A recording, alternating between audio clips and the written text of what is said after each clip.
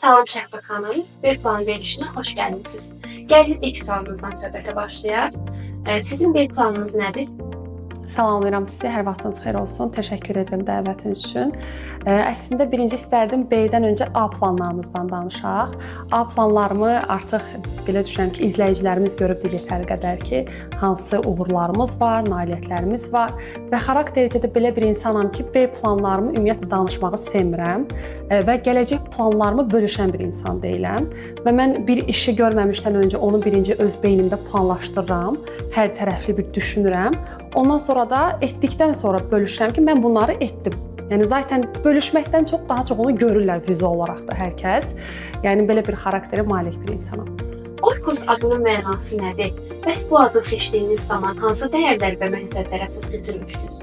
Oikos sözü Yunan dilindən tərcümədə ailə deməkdir və biz hər birimiz ailə formasında fəaliyyət göstərdiyimiz üçün eyni zamanda bizə müraciət edən hər bir ailələr, şəxslər bizim ailəmizin bir üzvü hesab olunduğu üçün özümüzü bu adda tapmışıq və bu adı seçməkdə həyat yoldaşım kömək eləmişdir bizə.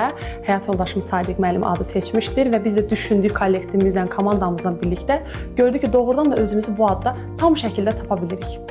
Oikos İnkişaf Mərkəzində təqdim olunan müxtəlif terapiya və xidmətlər bir çox insanın ehtiyacına cavab verir. Bu qədər geniş spektrli xidmətləri bir mərkəzdə toplamaq ideyası necə yarandı? Əslində bu mənim uşaqlıqdan arzum idi. Hər zaman mən böyüməmişdən öncə, yəni uşaq olarkən hər zaman deyirdim ki, mən loqoped olacağam, mən xüsusi qayğı ehtiyacı olan uşaqlarla işləmək istəyirəm və yadımdadır ki, ilk dəfə mən praktikaya gedəndə xüsusi qayğı ehtiyacı olan uşaq mənə müəllimə deyəndə mən ağlamışdım sevincimdən.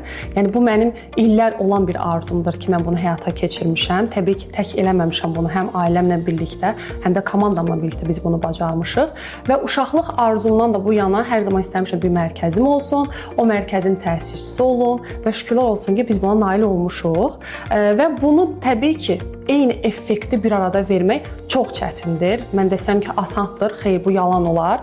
Çox çətindir hamısını bir arada idarə etmək, lakin komandamla birlikdə biz bunu rahat şəkildə öhdəsindən gələ bilirik. Mərkəziniz xüsusi qayğı ehtiyacı olan insanlarla çalışır.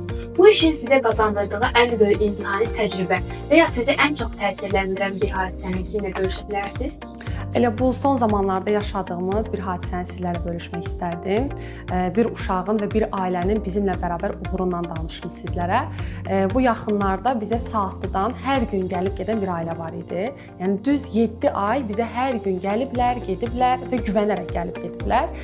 Biz diferensial diaqnostika proqramını işlədiyimiz üçün hər bir şəxsə fərdi proqram təyin edə bilirik və nəticənin müddətini deyə bilirik ki, neçə müddətə uşaq bərpa olunacaq. Və bu ailə bizə həqiqətən də hər gün güvənərək gəlib gedirdi və nəticədə biz o uşağı tam sərbəst şəkildə inkişaf elətdirdik və o uşaq hal-hazırda öz fikirlərini çox rahat şəkildə ifadə etməyi bacarır, ailə çox sevincli idi və sonuncu seansa gələndə isə uşaq öz əlləri ilə gül dəstəsini gətirdi, mənə təqdim elədi ki, və atasına bildirib ki, mən bu gülü özüm müəlliməyə vermək istəyirəm. Yəni uşaq heç bir söz deməyən uşaq idi, özünü ifadə etməyi bacarmırdı, lakin komandamızın sayəsində və təbii ki, ailənin də özlərinin işləməyi sayəsində biz bu nəticəyə gəldik, çıxdıq. Uşaq gəldi, o gülünü bizə verdi, öz xoş sözlərini bizə bildirdi və ailə də bizə bildirəndə biz komandamızla birlikdə çox kövrək anlar yaşamışdıq və çox sevindirici bir hal idi.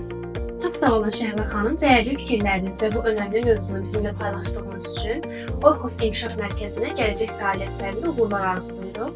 Verilişiniz haqqında təəssüratlarınızı bilmək istəyirəm.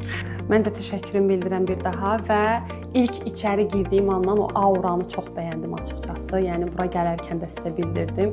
Enerjiniz, auranız çox gözəldir. Uğurlar arzulayıram sizə daima və gənclərə buradan demək istəyirəm ki, burada da görürəm ki, bir çox kadrlarımız gənclərdir. Daima özlərində işləsinlər, hər bir gənclər və o kənardan ki, deyilir ha, sən bacarmayacaqsan, sən eləyə bilməyəcəksən, səndə alınmayacaq. Bu sözlərə məhəl qoymadan öz məqsədlərini çizsin və o məqsədlərə doğru daima inanaraq addım atsınlar. Və hər bir gəncdə özünə inanan, güvənən, öz üzərində işləyən hər bir gəncdə hər zaman uğurlar alınacaq.